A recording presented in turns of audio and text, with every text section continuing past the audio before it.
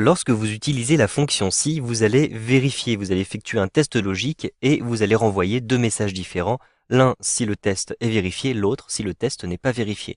Donc vous êtes obligé de renvoyer deux messages ou d'effectuer deux calculs différents. Mais que se passe-t-il si vous voulez vérifier un troisième élément et renvoyer peut-être un troisième message? Eh bien, vous pouvez le faire en imbriquant vos fonctions si.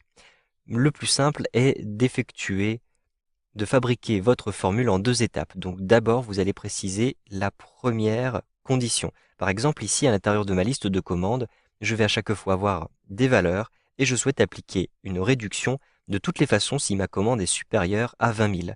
Donc je vais ici rentrer ma fonction égale si, et j'ouvre ma parenthèse.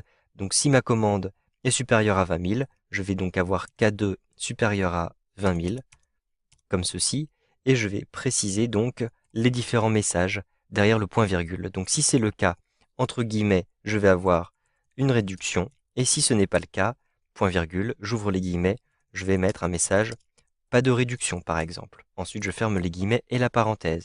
J'appuie sur la touche entrée et on m'indique ici pas de réduction. Donc je souhaite maintenant complexifier un petit peu les choses. En effet, je vais rajouter une deuxième condition. Si la commande est supérieure à 100 000, ma réduction sera de 15%, mais si elle est inférieure à 100 000, c'est-à-dire comprise entre 20 000 et 100 000, alors j'aurai une réduction seulement de 5%. Je vais donc ajouter ici au niveau du message réduction une fonction si, parce que je vais avoir deux réductions différentes, donc je vais renvoyer deux éléments différents ici. J'efface le message réduction et je vais cette fois-ci indiquer mes différentes conditions. Donc, j'ajoute une fonction si, j'ouvre ma parenthèse et je vais ensuite préciser ma condition. Donc, si K2 est supérieur à 100 000. J'ai déjà vérifié que K2 était supérieur à 20 000. Donc, il faut d'ailleurs préciser ici 20 000. Ici, si K2 est supérieur à 100 000. Alors, je vais avoir une réduction de 15%. Donc je vais ici indiquer réduction de 15%. Ensuite, je ferme les guillemets et je rajoute un point virgule. Si ce n'est pas le cas, la réduction est toujours faite, mais c'est une réduction de 5%. Je ferme les guillemets et je ferme la parenthèse puisque je viens de terminer la fonction si qui est imbriquée. Ensuite, j'appuie sur la touche entrée. Et effectivement, j'ai une réduction de 5% ici pour cette valeur qui est comprise entre 20 000 et 100 000. Je vais automatiser cette formule à l'intérieur de mon tableau.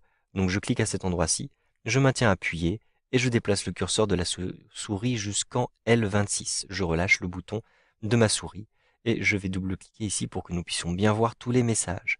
Donc vous le voyez, dès que le chiffre est supérieur à 100 000, j'ai une réduction de 15%.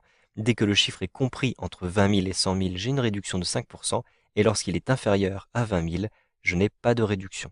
Je souhaite maintenant calculer ces remises. Donc je vais copier cette formule-ci. Je me rends à l'intérieur de la barre de formule et je sélectionne ici toute ma formule comme ceci. Ensuite, j'utilise le raccourci clavier CTRL plus la lettre C pour bien copier ces éléments.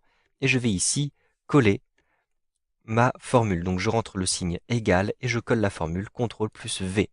Je fais ce copier-coller afin d'être sûr de ne pas avoir ici de décalage avec les automatisations. Donc je vais conserver exactement la même formule.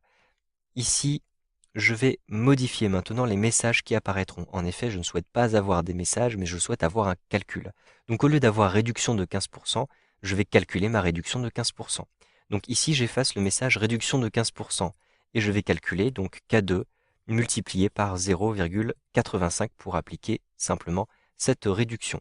Ici, pour la réduction de 5%, je vais effacer la réduction de 5% et je vais simplement indiquer K2 multiplié par 0,95. Et enfin, pas de réduction du tout, donc ici, je vais simplement effacer le message pas de réduction et à la place, je vais juste restituer K2, tout simplement.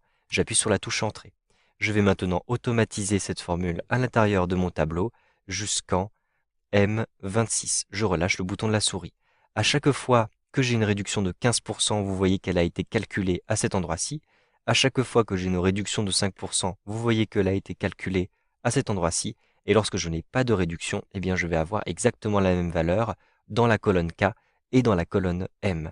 Vous savez donc maintenant comment afficher plusieurs messages possibles ou effectuer plusieurs calculs possibles, plus de deux en tout cas, avec votre fonction si dans Excel 2013.